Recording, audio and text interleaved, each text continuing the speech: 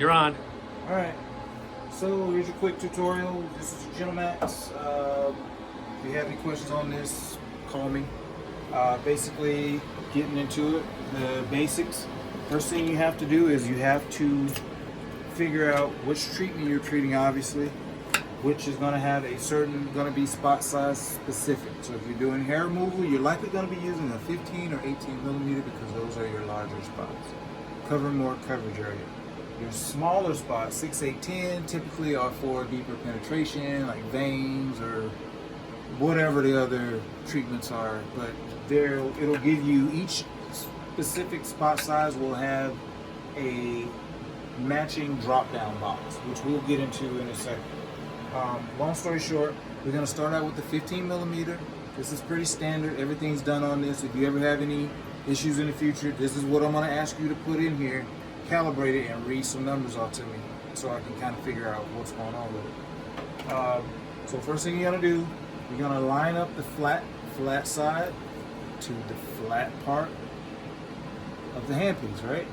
Okay, so it's going in.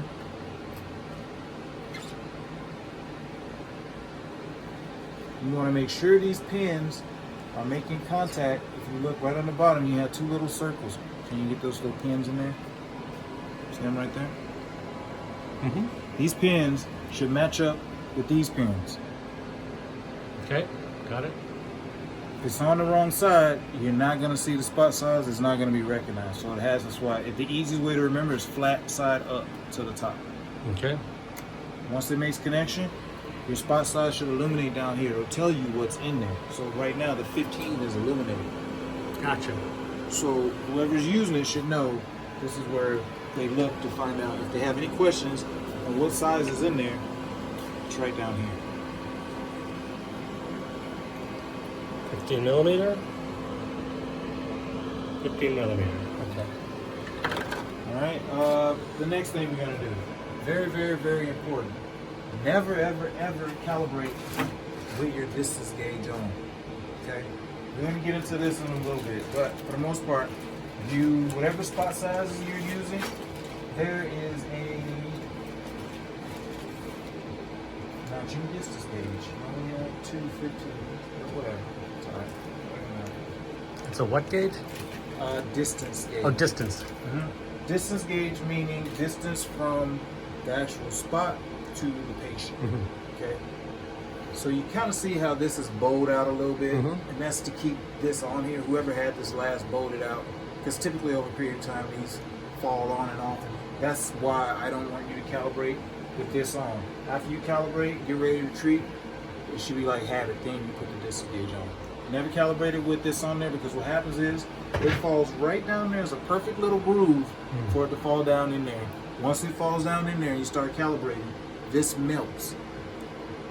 And it melts to the cowpole window, and you're gonna have all kind of funky errors. But that's because the energy can't pass through this melted piece.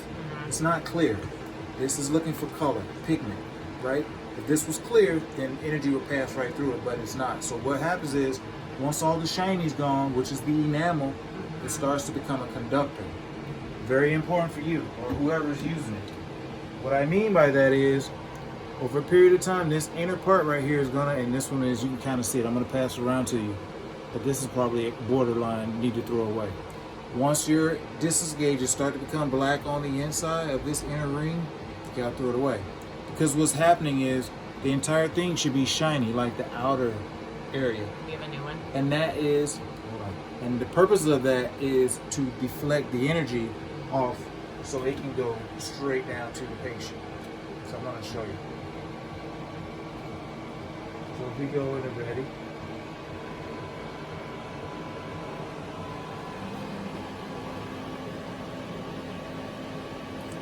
Let's do this. We don't count it yet.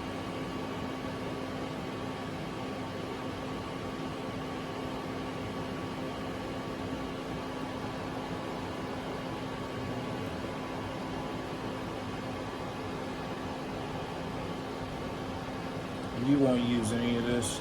This is all for me, but I'm gonna find a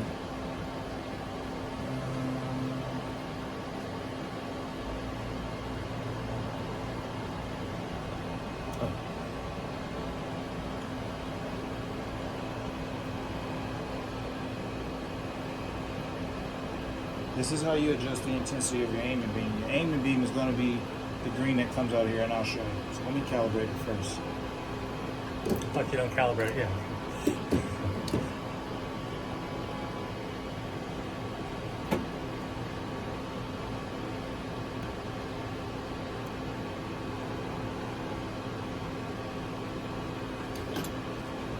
This is why it's not making contact. So it's saying lens cartridge calibration aborted. You will not be able to pulse until you perform user calibration. That's because this is not making contact. Once that's down, make contact. Now we can calibrate.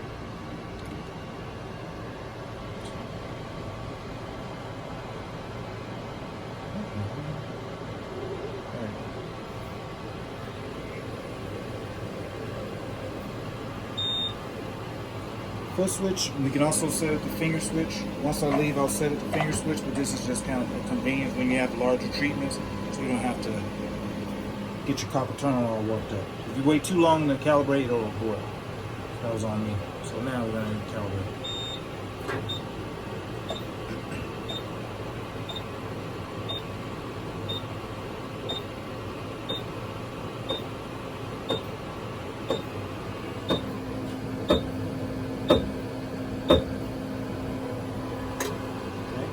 Calibration complete. You may now start treating. Blah blah blah. Okay, so now take out the handpiece. Once we go into ready, you're gonna see that circle. That is your aiming beam. Okay. See the green? So once you put your distance gauge on, that green should be lined up perfectly down the center of that distance gauge. It's kind of how you track your treatment. Over a period of time, going back to what I was saying before, I want to do this. Look at the inside. That's borderline. That probably almost needs to be thrown away. You see how it's starting to become, on the inner of the ring, dull? On the inside. I'm going to give you another one. Let you look at it. You can compare it to. You can see a little better. This is a new one. Look at the inner ring here on this one, and look at the inner ring on. Nice and shiny and clear. Yes.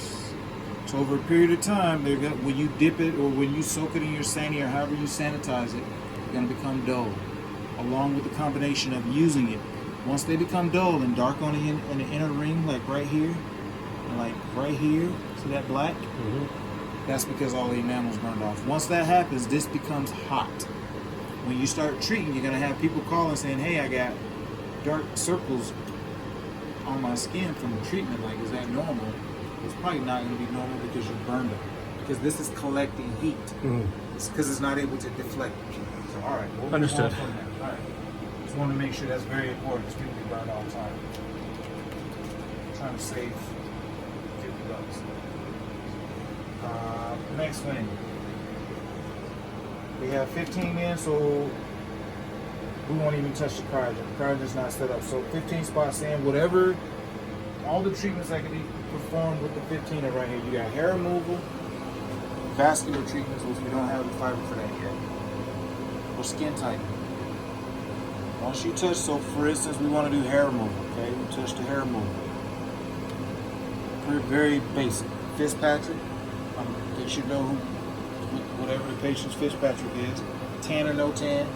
So you just go through it. We'll say Fitzpatrick 5, or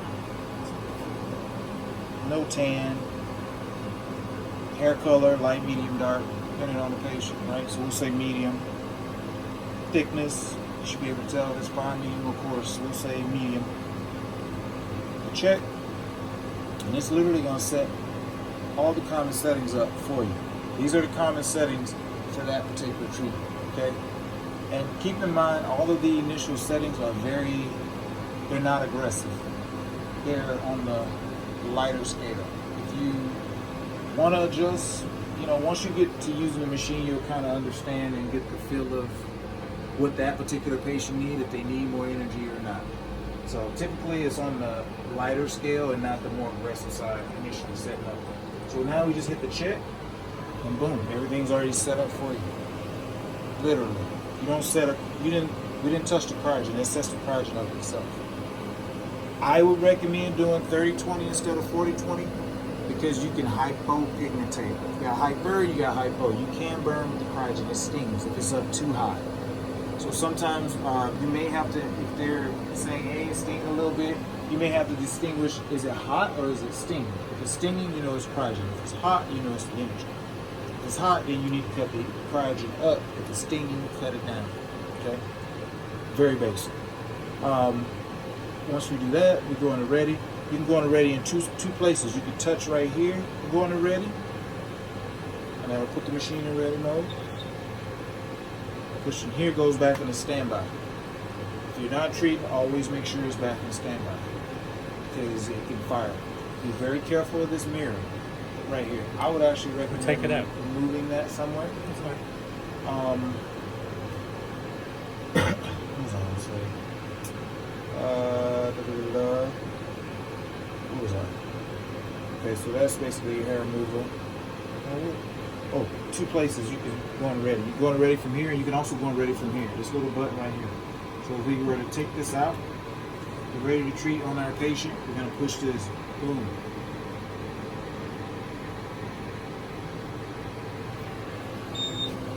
We're ready to rock.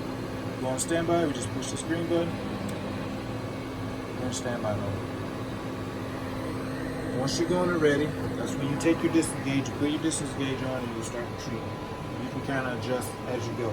Your hertz is how fast the repetition rate is. So if you have a bigger treatment, you typically want higher hertz, higher rate. Duration, don't touch that. Duration is kind of, this your subpulsar, so the machine sets that up. Everything in green is set through the machine. I probably wouldn't touch 10 milliseconds is kind of standard. So I would not touch that unless absolutely needed to, or for some issue. If there's an issue, then obviously you have to go and adjust it. But for the most part, all thing you need to worry about is adjusting your energy level. And it'll have a baseline. Green will be what the machine wants you to do, and outside of that, it'll start to gray back out.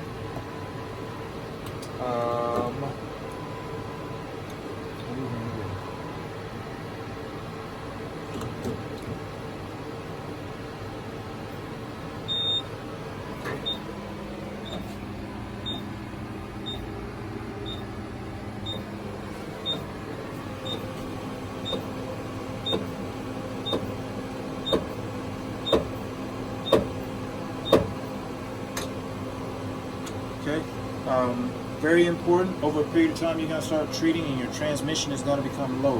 What I mean by that is, what you're going to do is you're going to push the little page. You're going to go to LVM, this tab right here. Search this tab, and these are going to be the last pulses performed. If you look right here, YTX transmission. So that means transmission is the amount of energy that basically came from the head minus the 15% for the lenses to the patient. So this is going to drop, decrease. The dirtier your windows, the dirtier your spot size, the lower this number is going to go. So if they don't clean up, just say you have a back or something, it's going to bloom and the old hair up in here. You have to clean it. I'll show you how to clean that. But this is going to drop. Once this gets to 70%, you have to stop what you're doing because you're making the machine work harder, and you're probably like going to tear the fiber. So it's very, very important to, if you know you have like legs or a longer treatment, just take the time out and take the spot size out and clean it up. I'll show you one that's not in the handfuls. So this is your 18. First thing you're going to do after you treat, and this is a good example, the sleeve, it protects the inner lenses of this spot size. Once the inner lenses are burned up, spotted up, you have to replace the whole thing. So it's very important to see that little window. This is what catches the crap. Once this window is burned, if you see that little spot, that's a burn. You can't wipe that out. Rule of thumb, if it's a burn, throw it away, because what happens is burns transfer from lens to lens. You see that spot is almost in the exact same spot as that? It's been transferred. Interesting. So, yeah, just take the time, because these are about $700 once they're burned up. How long do they last? They last, if you clean them as they should be cleaned, they should last for quite a while. Like 10 uses, 50 uses? I'd say maybe, depending on the treatment. If you're doing say legs and back or full body, you probably typically gonna have to throw it away because after that treatment, this lens is likely gonna be pitted at some point. It's kind of one of those things. Unless you're stopping in between treatments and cleaning it up, and they get pitted is what they do. So if I had to guess, I would say maybe 4,000 or 5,000 pulses per lens, if I had to guess. And how many pulses do you need to do a leg? Depends how big the person is. It's all everything's Like 10, 30, 50? just rule of thumb. If you're Average. doing- yeah.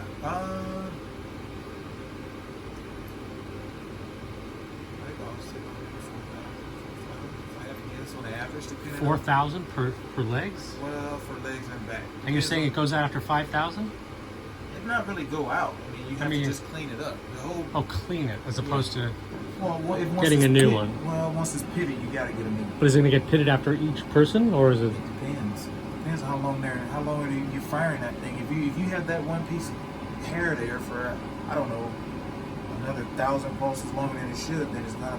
Oh, but burn if into there's no hair or anything on it and it's clean, it's should not going to last. burn. It'll last forever. Right. So it's just a But there question of will keep be- cleaning that. Right, but there will Keep be hair cleaning on that. this. Yeah. There will be hair on this because the whole point and purpose in life for this sleeve is to catch the plume. It's a positive airflow through this. So this is purposely blowing air out to keep it from going in here. So it's only a matter of time before it collects grime and blah blah blah. Just moral of the story, keep clean. Same thing with this one. You have two protective ones. This is also another one. The white O-ring is what you take out. So if we take that white O-ring out, the lens will fall right out. Same thing with that sleeve. And I'll show you real quick. Just find something small. The groove, you have a groove right there. Just go in that groove. The O-ring. That's it.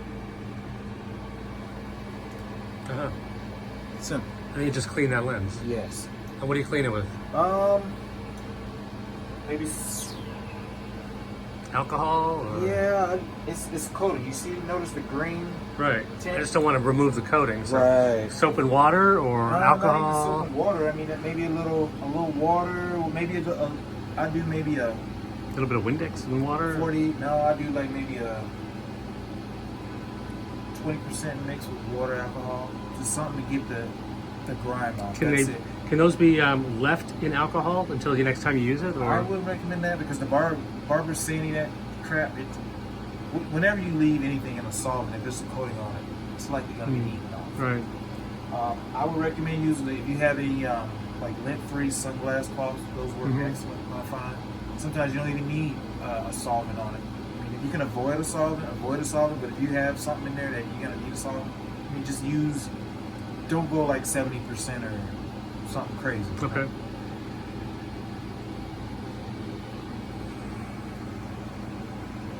Or you can use your breath in a t-shirt. Or you can use your graphic t-shirt.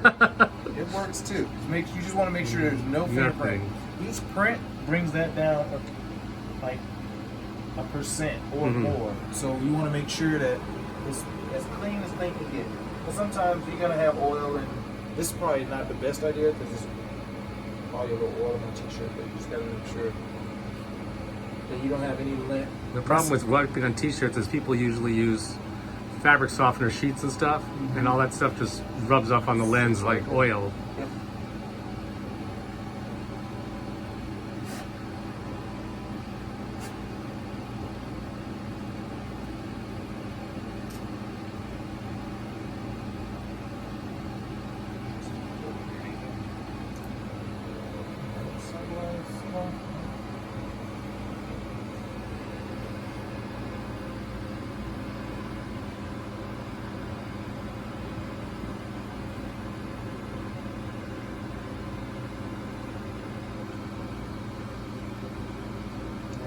What I found is a lot of people, when they go to put it in, go to put the O-ring in there, look your finger around the O-ring. But there is a lip there, so Right. and that whole sole purpose of that lip is so you won't touch the lens. You just go around the top corner, Uh-huh. so like replace it in, bam, sitting in there. All right.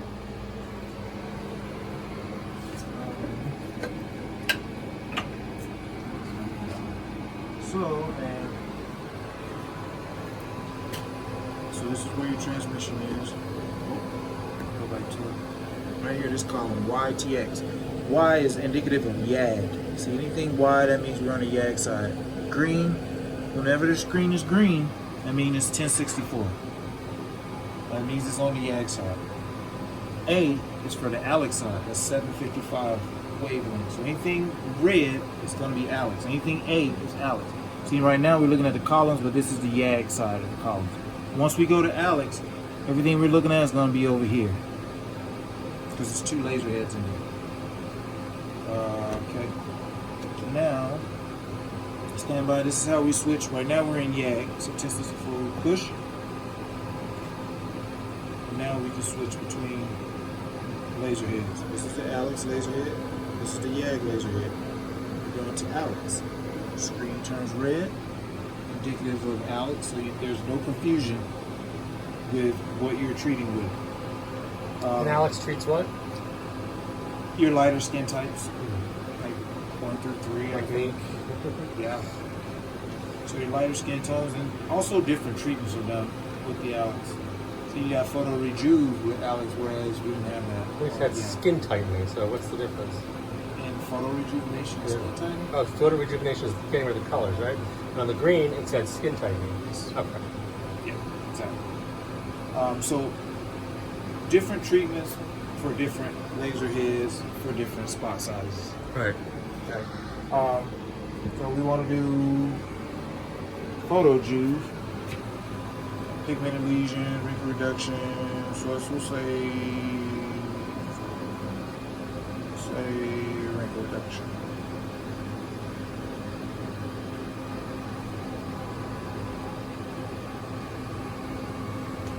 Spot size not supported. So what that means is that's going to be your 6, 8, 10. This handpiece is only for 6 to 18 millimeter, and I'm assuming that's probably going to be a 1.5 to 3 spot size for photo rejuve, if I had to guess, as well as vascular. That's probably going to be your 3 millimeter spot. So we have those spots. You have the spot, but you don't have the fiber for it. Ah. There's a totally different fiber. This fiber is only for 6 to 18 millimeter spot sizes. The one that we're getting the smaller one. I think you are. Mike was supposed to be looking for one. If not, then I can source you one. I'll find you one. No, yeah, for photo rejuvenation and for skin tightening and Veins. Yeah, we had people come in recently. So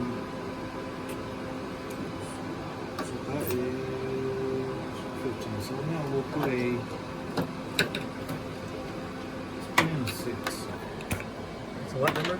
6 millimeter.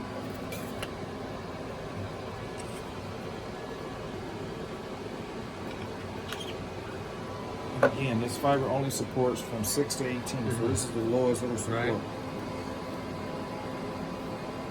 And now this number down here should go down to 6, even though it says it already. Yep. It's already noticed it, I guess it's Depends.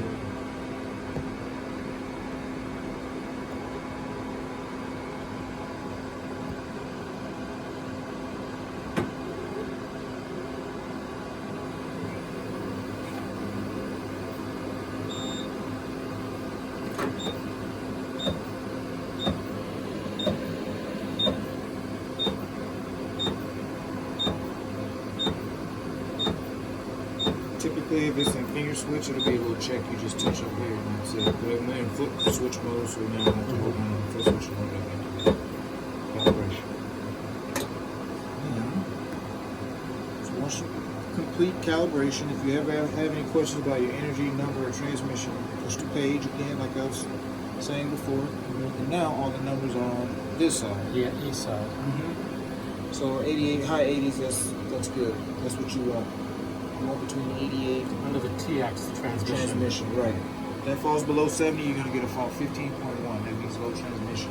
One good thing about this machine, if anything happens, is it's going to throw you a code for pretty much everything. There's a code for it.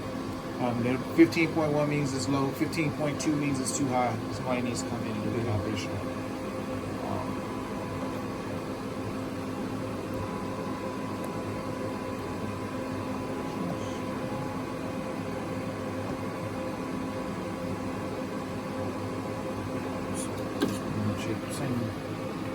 Same idea.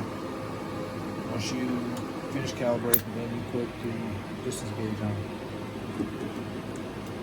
You don't have to remove it to put the distance gauge on it, do you? Mm-mm. It'd still be on the wand. Yeah. Yeah, typically it's going to be, once you finish, it's going to be in there and you just put it on there. And when you want to take it off, I mean, depends on if you're switching this out or whatever you're doing. You don't have to have this all the way out in order to take this off. You can take it off while it's still in there. But I'm about to switch it out, so I just took it all the way out.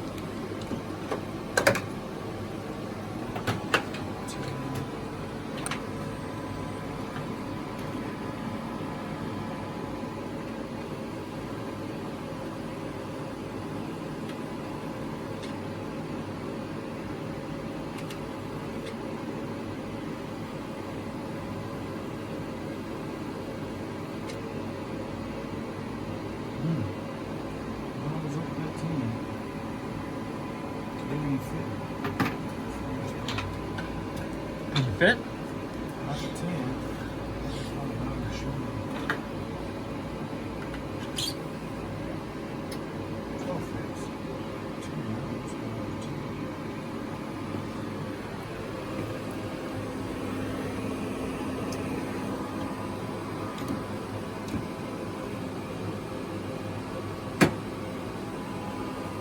Put on the pedal. We'll tell you.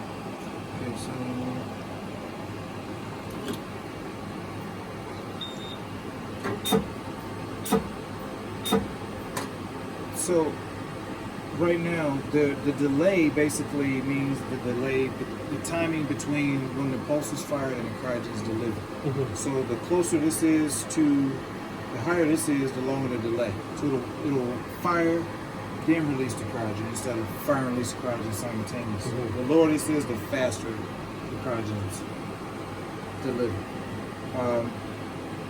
Duration, rates. This is what's gonna matter probably most of you. 2 hertz is the fastest it's going to be able to go. The lower your energy, the smaller the spot, the faster it'll go, because it's not having to deliver as much energy. Do these turn green at all, like the last time, where it's the basic standard number, or? If we're setting up something, so if we're setting up hair removal, Oh, I see. we'll say 53. 10. You hit 10, it's gonna cancel out I think it's like a fail safe. Oh, really? Yeah. And they're established? Mhm. They're active too? I'm not sure how. We've tried out colors and medium.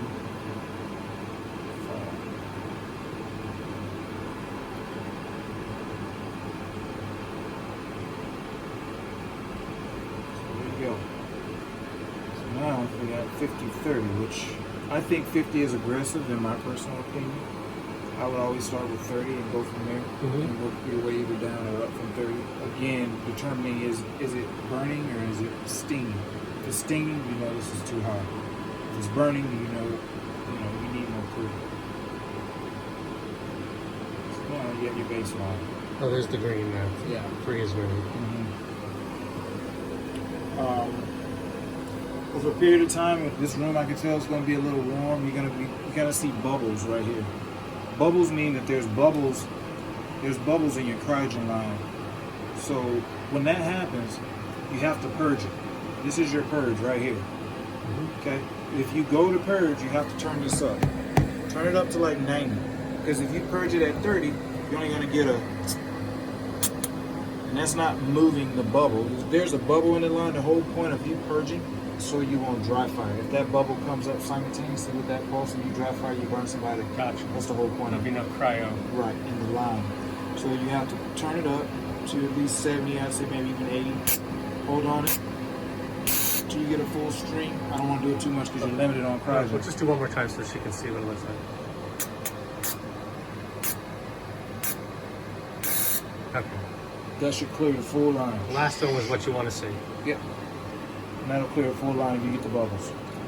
Make sure you go back, bring this back down. Let's try 30-20.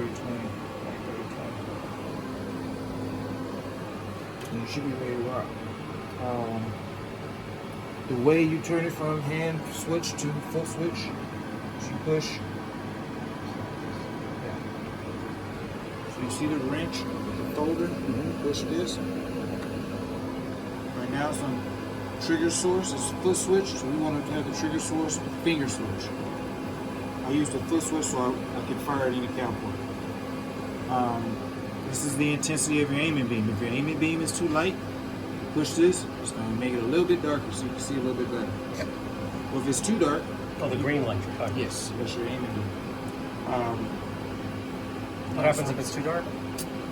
It's just hard, it just depends on the hair. The person that you're treating, it's hard to see the follicle if it's I too see. dark sometimes. Gotcha. Just so now we'll set up the finger switch. So now when you go in to calibrate, it's gonna be up here. Now that you touch it. That's it.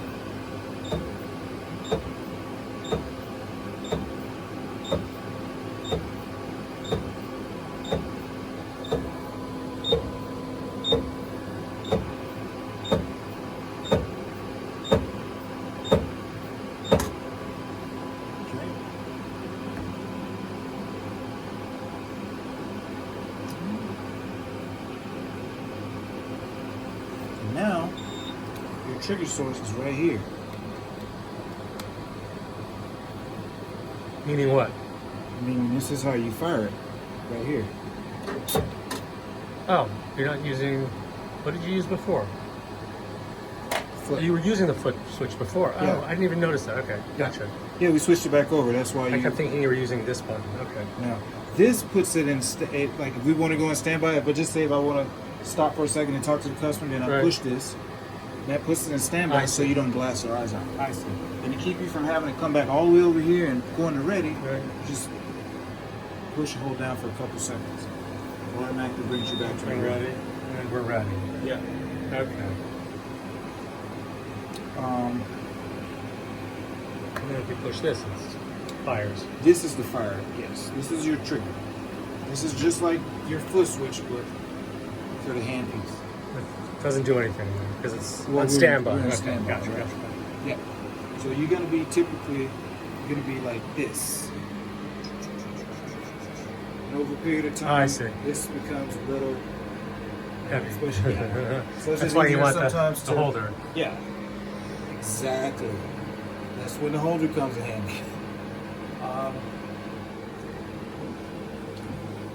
These are your, back to your cryogen, these are indicative of your cryogen. Over a period of time, this bottle is going to get lower and lower.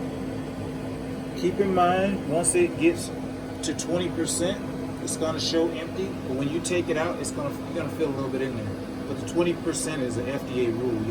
It has to be 20% remaining, so you won't completely empty the canister during the treatment. And the blue one is full and the gray one is empty, or Yeah. The blue one is full, the gray one is active. active? Yes. I see, okay. So if we wanted to take be out, it's not a whole lot in there, but you can kind of feel it. Looks like You feel it. yeah, a little bit of it. Yeah. So now you got an X there. Oh yes. This is nothing there. Okay. So basically, the whole point in having two A and a B is so you don't have to wait on warm-up time. So now you'll the- already be warmed up. You just Well, the blue is the blue considered active now? blue's active. Blue's A. Blue is active, so the gray is A, inactive. B. Okay. Yep. If you stick that in there, will it switch back to where it was? No, it's just going to show you that the canister is there and active. So it's there, ready to go, but this is where you. And when it gets down to 20%, will it automatically switch over? You have to pop them out and switch them, or you? Well, when it gets down to 20%, this is going to start flashing. Right. So what do you do? When it Is there a starts button you blinking, hit, or you switch them out? no, it's when it starts blinking, you just take the out of B and put it in A. Okay, so you don't push something, say use the other one. It'll automatically detect. Okay. And it should even switch over. Actually, I think it might even switch over in the system. Don't quote me on that. But I think it'll switch over in the system if I'm not mistaken. Okay. And how much is the cryo stuff? It's sort of about a case. So it's like there's a guy local down here, somewhere around here that sells it, so you don't have to worry about shipping, cryogenic, any kind of hazardous goods. I got it. Stupidly expensive. So Yeah. you're kind of lucky. It's actually a couple people around here that sells it. So it's around. Yeah. So you'll know once it's needed, because it'll start flashing, and it'll probably actually activate this one automatically. I'm pretty sure it will. Don't quote me on that. But if you have to swap it, all you got to do is move it from B to A. Simple. Gotcha. Clicks on. You got your key here to lock it and turn it on and off? Yep. So if someone comes in the morning, it's turned off. What's the procedure to turn it on and get it all fired up? And Okay, you coming in the morning, you just basically turn your key. It takes about 10-15 minutes for a full warm up period. So you come in. I would check weekly, make sure that your water's not running dry, or at least once a week. At the end of the week, I would probably make a little checklist if I were you guys, to just kind of go through, make sure the handpiece spot size is cleaned up and the water's filled. Because if this runs dry, it happens all the time. People forget. It burns out your pump, and you're gonna get fault 7.1. It'll say no water pressure, kind of like that one. I guarantee you the pump's probably bad, or the pump board, the driver board, one of the two. I don't know. Long story short, don't let it run dry. regular water or distilled? No, distilled only. You come in, turn it on. I'm sorry, the water's still hot, so one more time it'll just come out of it now. But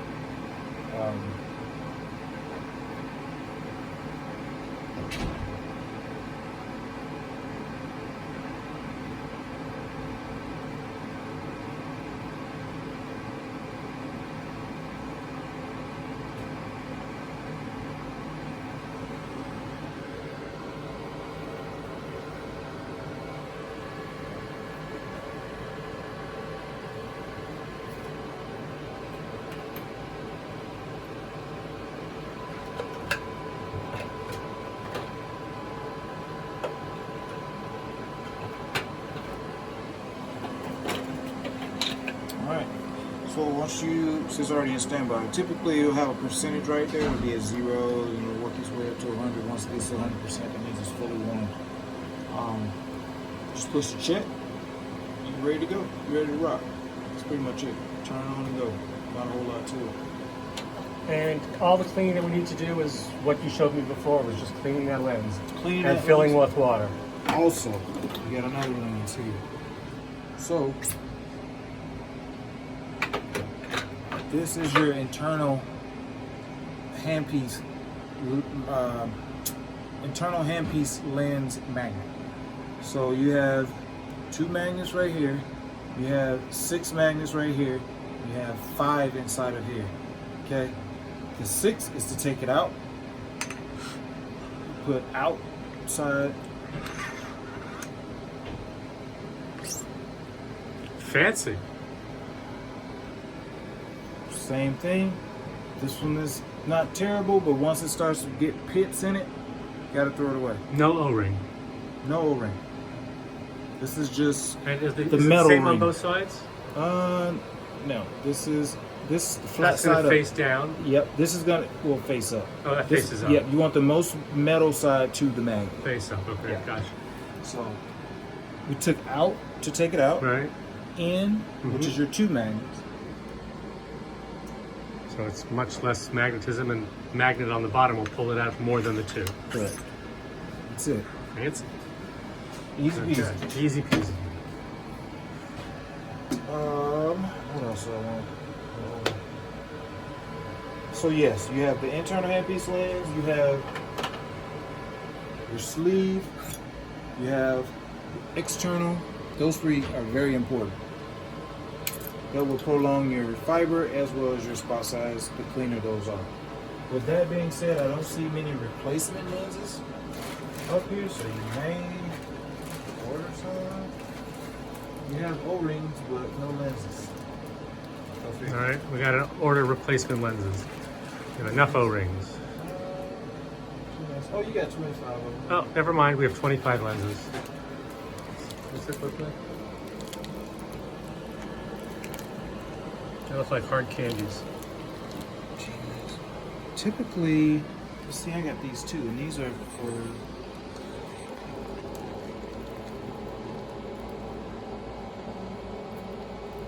Oh, that might be them. These are for GentleMax Pro, so that's why I was trying to make sure, because GentleMax Pros lenses are smaller, and these look a little bit big, so these are probably it. Okay, so you got 25. I'm good. Replacement lenses, distance gauges.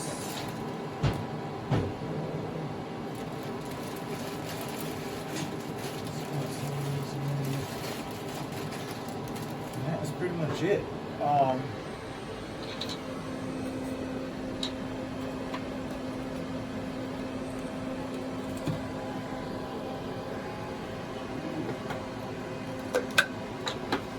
All right. That's it. Well, that concludes our lesson. Thank you so much. Any questions, give me a call. We will. What's the phone number? 503-720-8848. Jamie. Okay, perfect.